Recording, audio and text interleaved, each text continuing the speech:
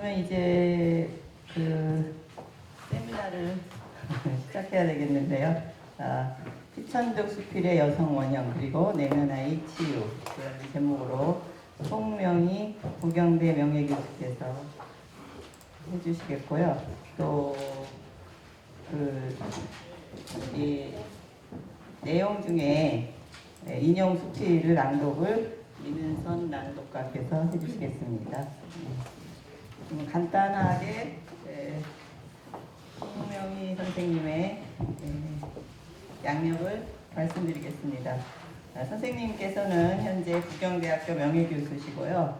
문학평론가이시고 고려대학교 문학박사이십니다.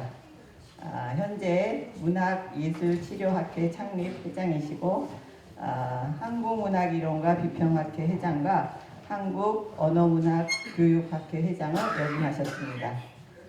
또 부경대학교 인문사회과학연구소 소장을 역임하셨고요. 또 50여 권의 저서를 발간하신 아주 고명하신 문학평론가이십니다. 그러면 선생님 박수로 맞아주시기 바랍니다.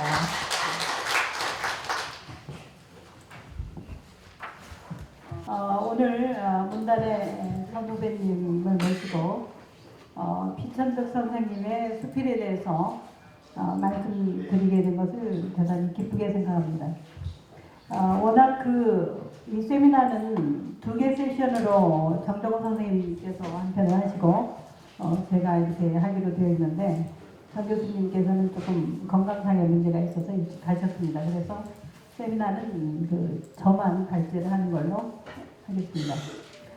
오늘 제가 5월 26일 날 이 정독도서관에 와서 이렇게 생각을 해보니까 피천득 선생님께서는 5월 29일 날 태어나시고 또 5월 25일 날 이렇게 타계를 하셨습니다. 오늘 아마 5월을 이렇게 잡은 것도 그런 거를 감안하셔서 이렇게 했던 것 같고, 피천득 선생님을 이제 이걸 하게 된 것은 정정호 선생님께서 몇 년 전부터 이렇게 하라고 말씀을 하셨는데 이 코로나 때문에 이게 계속 미뤄져 오다가 이번에 이렇게 대면으로 여러분들을 만나 뵙게 되었습니다. 저는 피천득 연구가는 아닙니다만은 피천득에 관한 선생에 관한 글을 과거에 2편을 썼습니다. 정정호 선생님께서는 과거에 쓴 글을 와서 이렇게 또 해도 되겠다라고 말씀을 하셨지만 이 피천득 이쪽에 기념사업회나 정정호 선생님께서는 피천득에 대한 어떤 새로운 연구가 계속 이렇게 진전되기를 원하신다고 생각을 해서 이번 발제를 해서 새롭게 글을 작성을 했습니다. 이 글을 제목을 보시고 정정호 교수님께서는 조금 이게 좀 이렇게 좀 생소한 개념이 아닐까 이런 생각도 이런 말씀도 드렸습니다만은 뭔가 좀 새로운 연구를 해야 되겠다 이렇게 해서 그냥 이대로 하게 되었고 이 글을 쓰는 기본적인 관점은 제가 10여 년 전부터 문학치료라고 하는 문학치료학이라고 하는 그런 분야에 깊은 관심을 가지고 상담치료, 또 미술치료, 문학치료 이쪽에 전문 자격증도 가지고 실제 이렇게 임상을 하기도 하고 또 논문을 쓰기도 하고 또 책을 쓰기도 해서 그런 연장선상에서 이것이 이루어진다고 하는 것을 말씀을 드리고, 또 이제 이 글을 쓰는 데에서 가장 핵심적인 것은 피천득 선생님께서 7살의 아버지를 여의시고 10살의 어머니를 여였습니다. 그러니까 10살의 나이에 부모님이 모두 돌아가신 천혜의 고아가 됐기 때문에 선생님께서는 부모님을 잃은 어떤 원천적인 근원적인 트라우마를 안고 사신다고 생각을 했고 글을 썼다고 보고 몇 편의 글에 주목을 해서 이 글을 발표하게 되었습니다. 피천득 선생님의 수필에는 여러 명의 여성이 등장합니다. 어머니, 그러니까 평생을 절절한 그리움의 대상인 어머니, 또 애인처럼 사랑한 딸 서영이, 또 피천득 선생님을 국민수필가로 만든 그 수필이 인연이라고 생각이 되는데, 거기에 등장하는 일본 여성 아사코, 또 중국 유학 시절에 만났던 간호사 유순, 이러한 여성들을 평생 그리워하고 사랑했고 자기의 수필에서 주인공으로 그려냈습니다. 그래서 이 글은 하나는 어머니, 딸 아사코 유순이와 같은 여성에 대해서 쓴 수필을 통해서 여성 원형에 대한 피천득 선생님의 근원적이면서도 보이지 않는 의식의 뿌리, 그 무의식을 추적해 보는 것이고, 아까도 말씀을 드렸습니다마는 10살의 어머니를 여의었기 때문에 상처받아 비탄에 빠져있는 내면 아이를 어떻게 발견하고 아니마저 창조성을 발현함으로써 내면의 치유와 통합을 이루었는가 하는 점을 밝혀보려고 하는 것입니다. 자, 그 정신분석 이론가인 그 칼 융은 모성이란 현실의 어머니를 말하는 것이 아니고 모성 원형에 관련되는 보편적인 인류의 모성적인 심리, 모성 본능, 그 산출력, 인내, 포용력, 양육과 보호 본능, 예시적 기능, 기다림, 영원성, 그리고 그 뜨거운 파괴적인 애정, 마취성, 독점력, 지배욕 등 긍정과 부정의 특성을 모두 지닌다. 이렇게 말씀을 하셨고, 원형 이론가들에 의하면 이 모성과 여성 원형은 크게 세 가지로 나뉘어집니다. 하나는 훌륭한 어머니, 두 번째는 무서운 어머니, 세 번째는 영혼의 동반자, 아니마라고 하는 것과 같은 이 세 개의 유형으로 나뉘어집니다.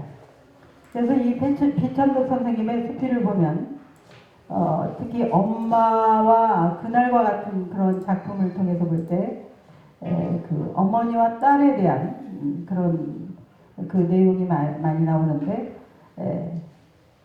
그의 기억 속에서 엄마라고 하는 존재는 지극히 이상화된 그런 여성상으로 그려지고 있습니다. 엄마가 나의 엄마였다는 것은 내가 타고난 영광이었다. 엄마는 우아하고 청초한 여성이었다.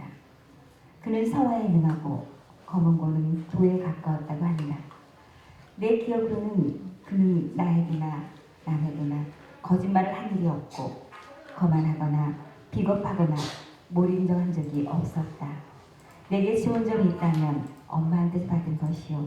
내가 많은 결점을 지닌 것은 엄마를 일찍 잃어버려 그의 사랑 속에서 자라나지 못한 때문이다. 네, 감사합니다.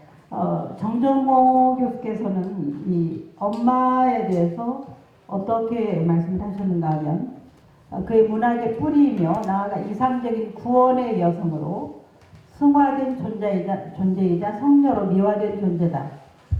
이렇게 그 규정을 하셨는데, 우리 방금 읽어주신 그 인용문을 보면 엄마는 우아하고 청초한 여성, 또 서화와 검은고에도 능하고 그의 기억으로는 거짓말을 한 적도 없고 거만하거나 비겁하거나 몰인정한 적도 없는 윤리적 인격적으로 지극히 완벽한 존재.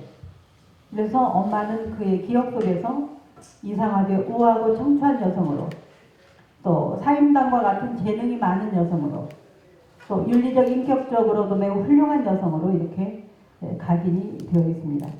그런데 이제 제가 생각을 해봤어요. 10살의 소년이 과연 이러한 평가를 했을 때 얼마나 구체적인 경험과 기억을 토대로 했을 것인가.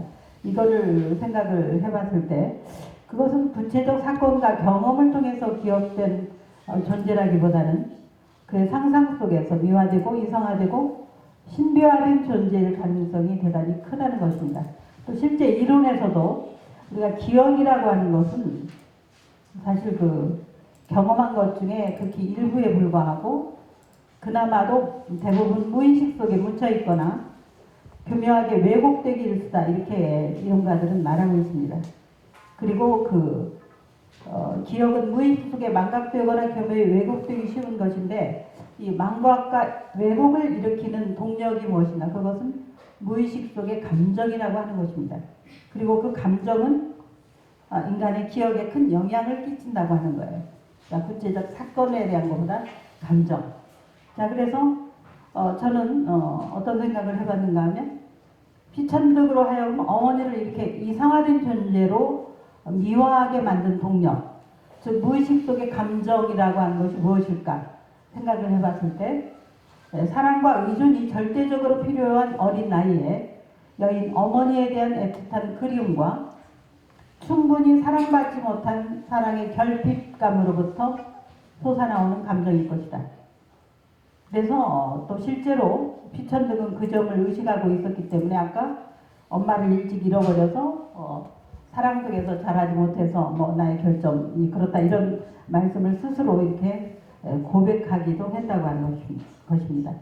아동계 욕구가 충족되지 못하고 고통을 방어하기 위해서 쓰이는 방법이 흔히 그 이상화라고 하는 그 방법인데 피천득의 경우에도 어머니에 대한 이상화가 바로 이런 거하고 연관되지 않았을까 이렇게 생각을 해봅니다. 그래서 그 기억 속에 이상하던 어머니는 당연히 부정적인 여성 원형은 아닐 것이고 그렇다고 해서 포근하고 훌륭한 어머니, 생애 원리와 양육, 풍요 등을 나타내는 그런 훌륭한 어머니의 원형상도 아닌 세 번째 유형, 영혼의 동반자, 아니마에 가까운 그런 여성 원형을 어머니에서 발견할 수가 있습니다. 실제로 평론가 이명재 교수도 피천득 수필의 여성 편향성을 지적하면서 이 융의 아니마적인 그런 요소를 지적한 적이 있습니다. 아니마라고 하는 것을 잠깐 설명을 드리면 의식을 자극하는 무의식의 심리적인 실체를 의미하는데 아니마는 남성의 인격 속에 있는 여성적인 요소를 말합니다. 그럼 여성의 인격 속에 있는 남성적인 요소는 뭐라고 하는가 하면 아니무스라고 하는 거예요.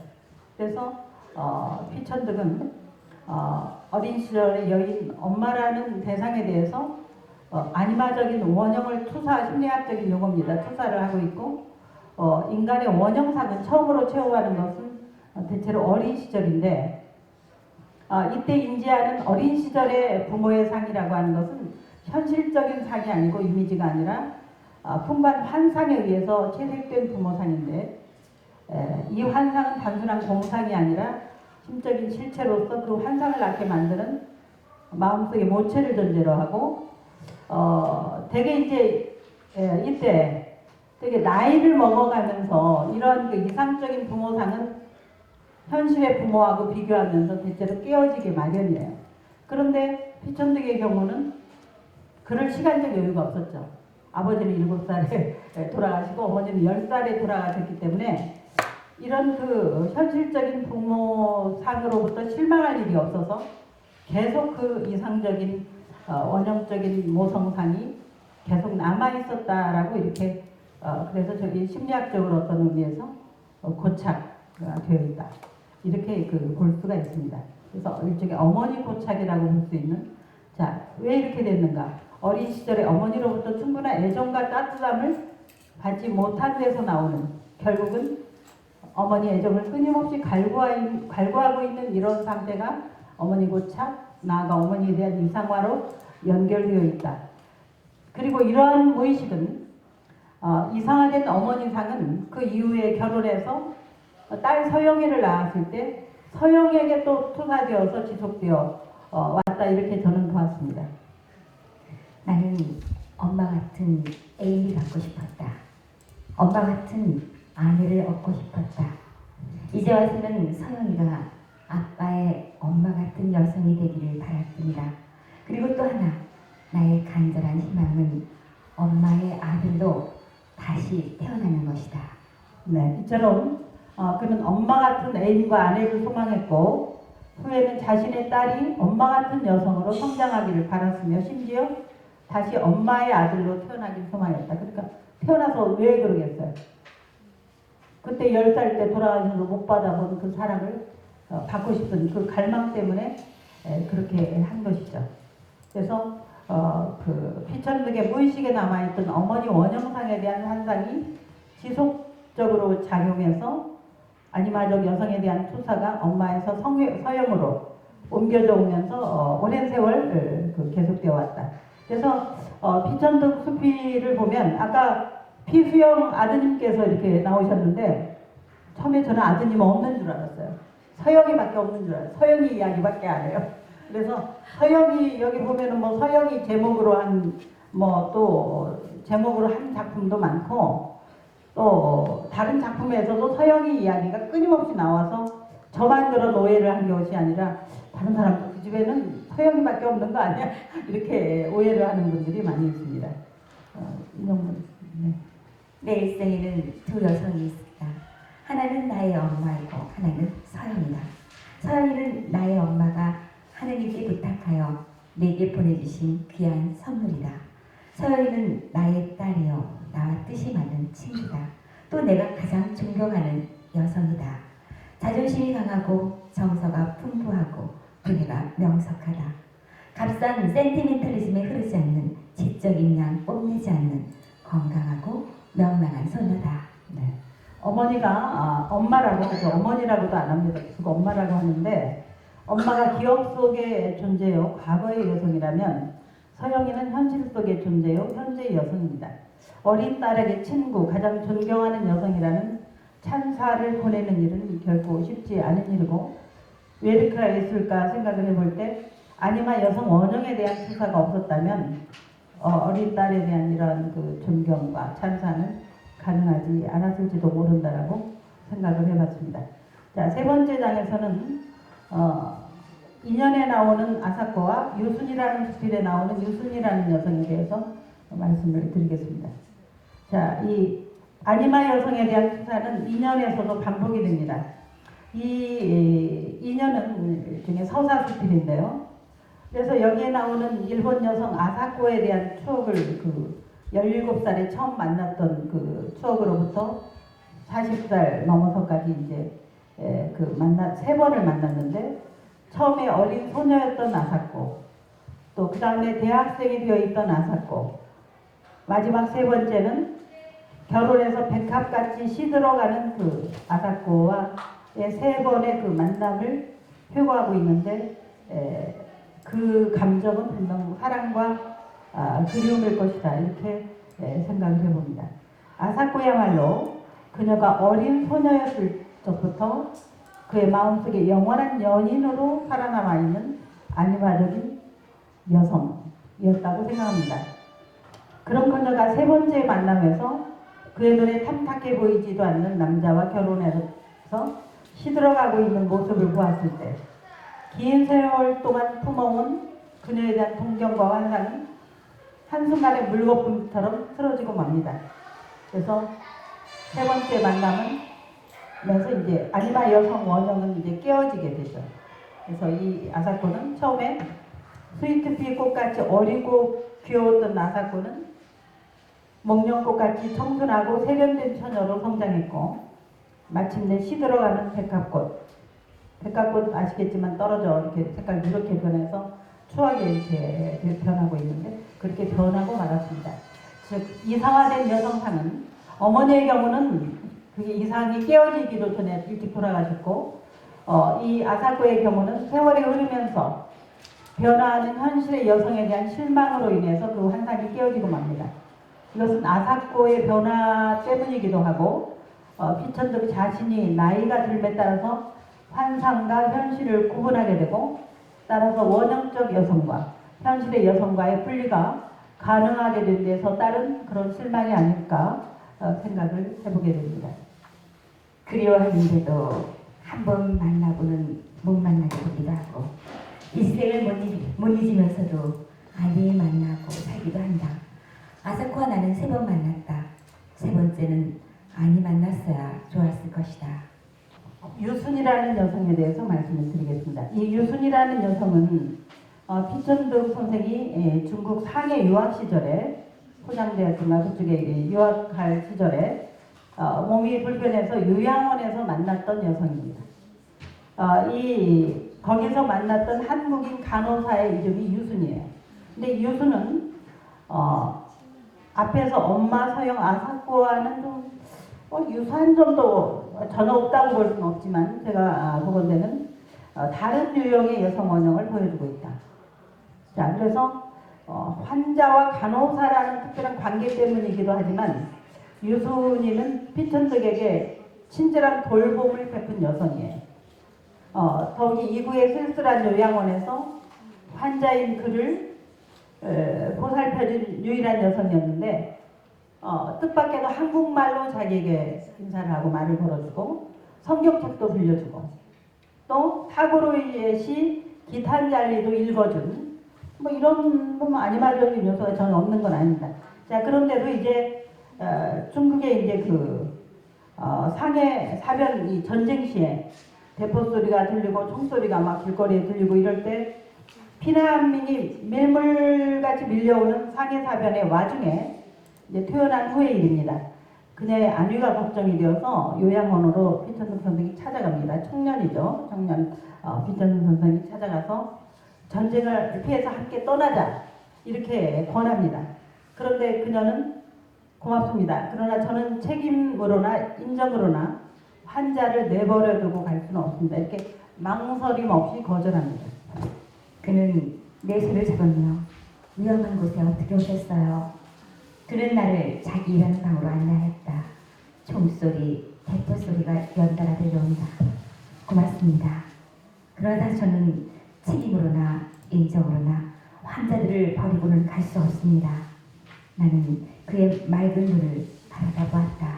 자, 이렇게 유수는 피천득에게 친절과 돌봄을 베푼 훌륭한 여성이고 자기에게뿐만 아니라 자신의 목숨이 이태로운 전쟁의 위험 속에서도 환자의 안위를 돌보기 위해서 요양원을 결코 떠나지 않는 책임감이 강하고 모성 본능, 돌봄, 희생, 인내력, 강인함을 지닌 대지적 여성 원형의 긍정적 모습으로 피천득에게 각인되어 있고 본인의 스필 속에서 어떻게 쓰고 있는가 유순의 그 마지막에 이광수의 소설 흙에 주인공 여성의 이름이 필요하다고 하니까 유순이라는 이름을 피천득 씨가 선물을 합니다.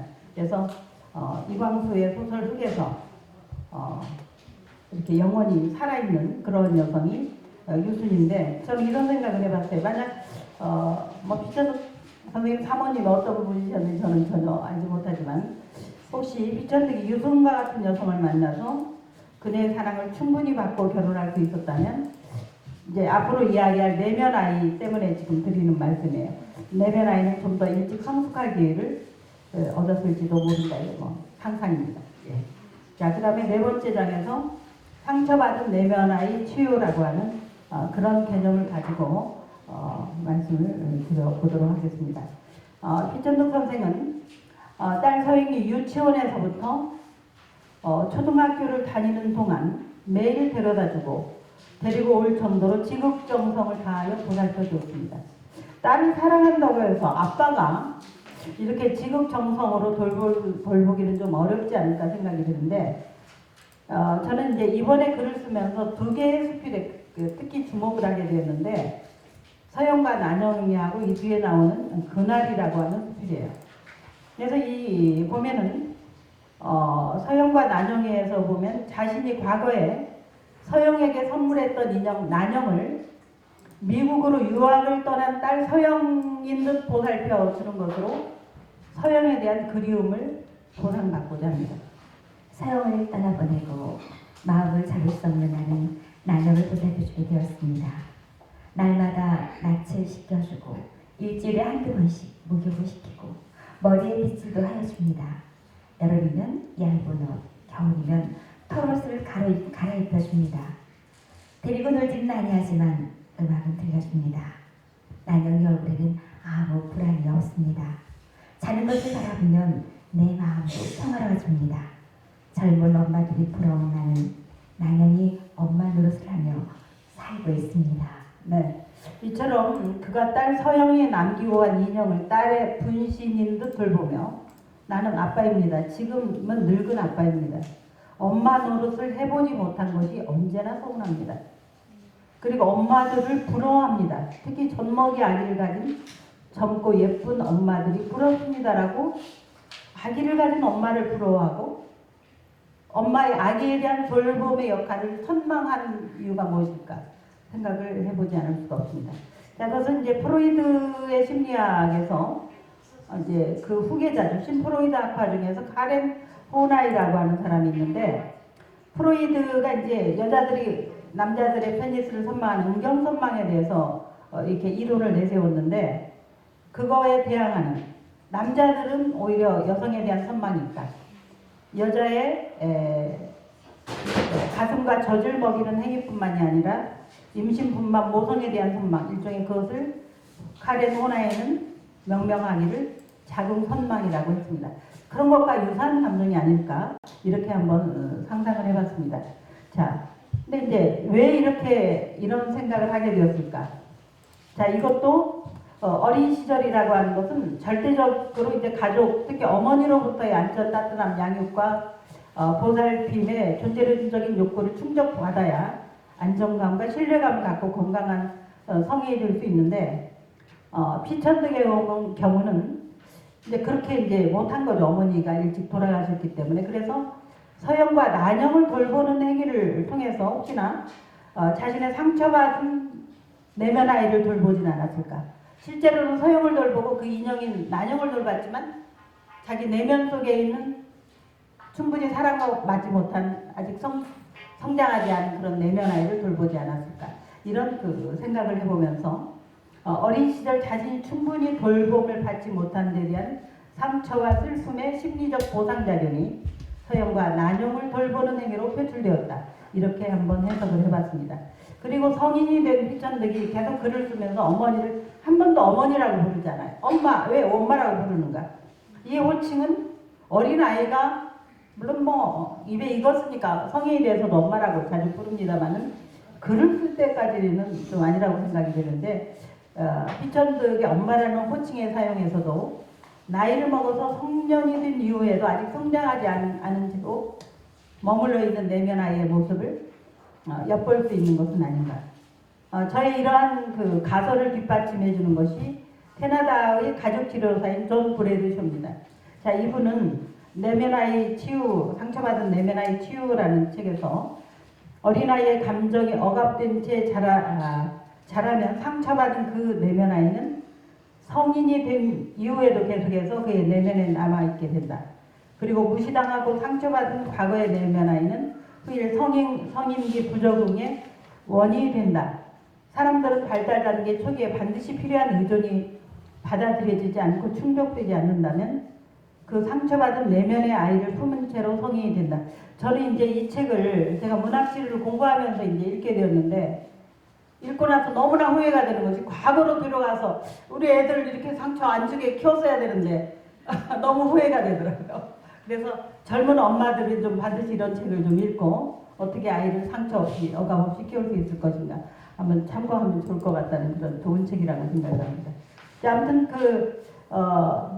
뭐 지금 시간도 없고 그러니까 피천득의 내면 아이는 10살의 어린 나이에 당연히 받았어야 할 절대적 사랑과 의존의 욕구가 받아들여지지 않고 버려졌던 데 상처받아 비탄에 빠져있다. 즉 피천득의 내면에는 사랑과 의존의 대상인 부모, 특히 어머니가 세상을 떠나버린 데 대한 슬픔, 결핍, 상실감에 상처받은 내면 아이가 자리 잡고 있다.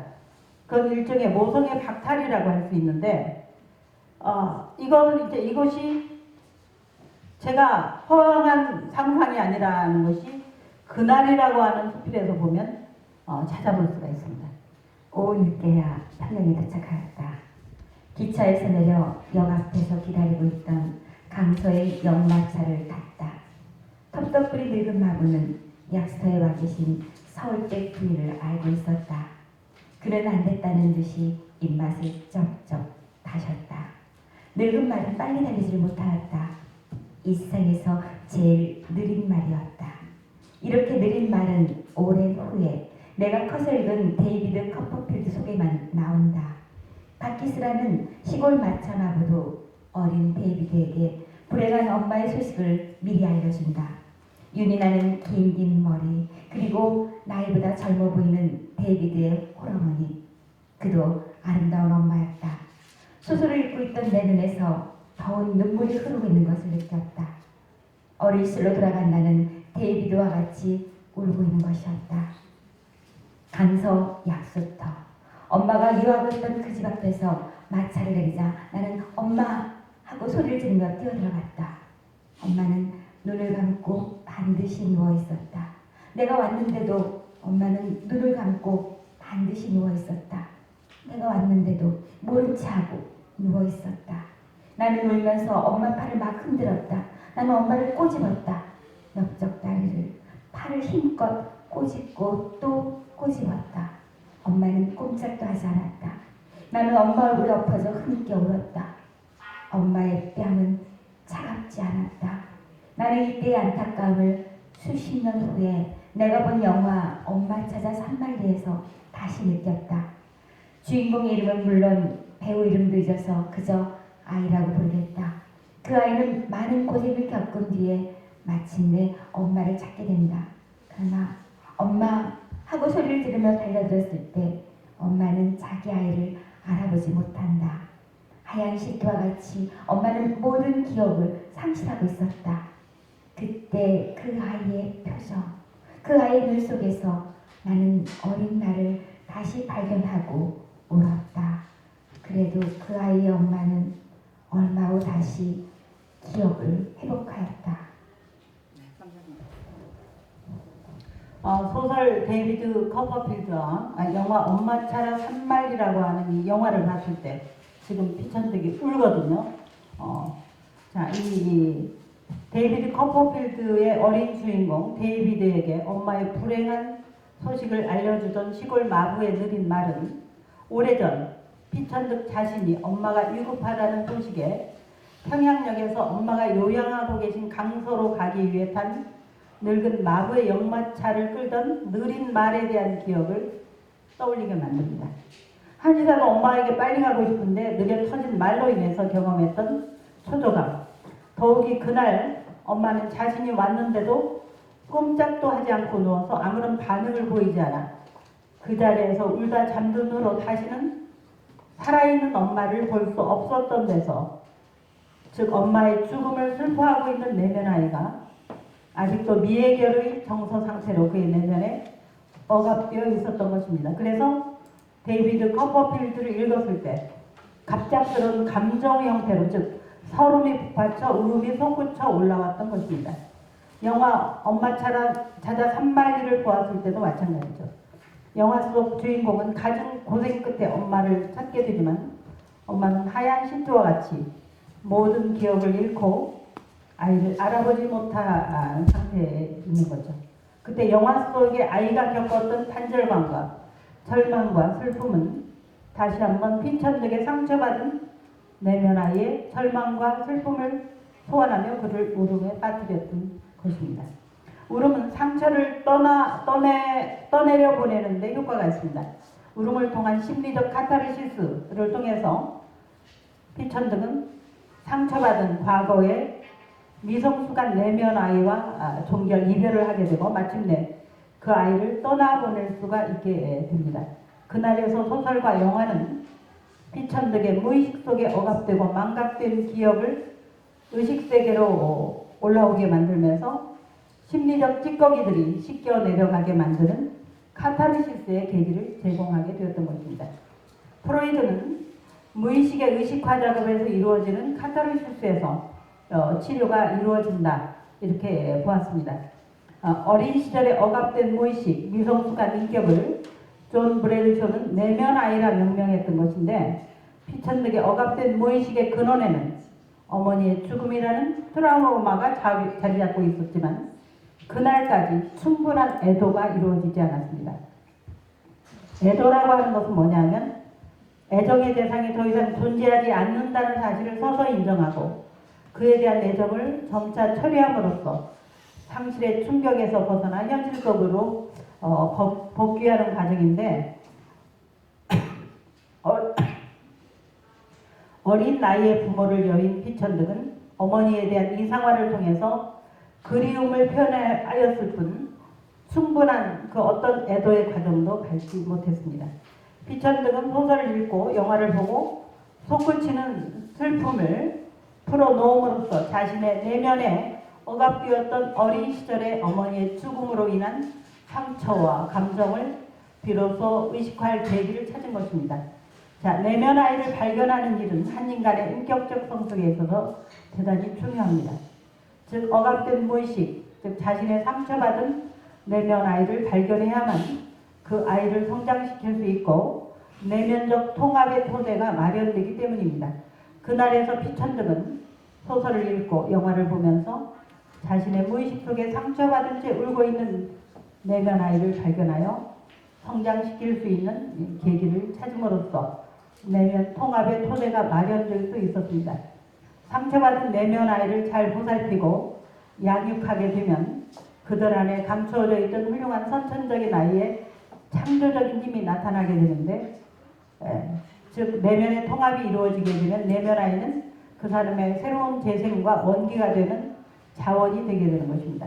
피천득은 그날을 볼 때 소설 데이비드 커퍼필드 소설을 읽고 독서 치료가 이루어졌고 영화를 봄으로써 영화 치료가 이루어졌고 자신 안에 상처받은 내면 아이를 발견하고 자기 치유로 나아갈 수 있었습니다. 그리고 일찍부터 이제 제가 언제부터 이제 피천득 선생님이 글을 썼는가 하면 피천득 선생님 1910년생인데 어머니는 19년에 돌아가셨고 24년 돌아가신 지 불과 5년 만에 동인지 첫걸음의 시를 발표하는 것으로부터 평생 이렇게 창작을 하셨습니다. 그래서 아니마적인 측면을 시와 수필을 쓰는 글쓰기 치료 방향으로 창조적으로 발현함으로써 스스로 내면 아이를 돌보고 변화시키고 치유함으로써 내면의 원만한 통합을 이루었다고 생각합니다. 즉 문학치료의 방법을 피천득은 스스로 체득함으로써 건강하고 통합된 자아를 유지할 수 있었다고 보여집니다. 그래서 피천득의 경우 모성의 박탈의 슬픔과 불안으로 인한 치명적인 부정적인 증상은 없었다고 보여집니다. 물론 그의 내향적인 심리적인 성향은 일정 부분 모성의 박탈이라고 하는 인생 초기의 환경으로부터 기인했을 것이라는 그런 추측을 해볼 수 있고 유전적인 것도 있겠지만 왜소한 최고 역시 부모의 조기 사망으로 인해 충분한 양육과 보호를 받지 못한 결과일 수도 있겠지만 아무튼 그로 인해 특별히 건강하지 못하고 부정적인 성향을 보여주지는 않았다. 그것이 독서치료, 예술치료, 스스로 창작을 통한 글쓰기 치료의 덕분이었다. 이렇게 생각을 합니다. 문학 작품에는 글쓴이의 무의식적인 욕망과 생각들이 고스란히 드러납니다. 문학 치료는 이것을 질병 치유에 활용합니다. 글을 쓰는 사람은 글을 쓰는 행위를 통해서 그동안 말하지 못하고 가슴속에 묻어둔 상처와 아픔을 해소하며 카타르시스를 느낍니다. 그리고 카타르시스를 통해서 치유와 통합으로 나아갑니다. 그 길을 피천득은 스스로 찾음으로써 내면 통합을 이루고 건강한 자아를 유지할 수 있었다고 생각합니다. 제가 5시까지 딱 시간을 마쳤습니다. 감사합니다.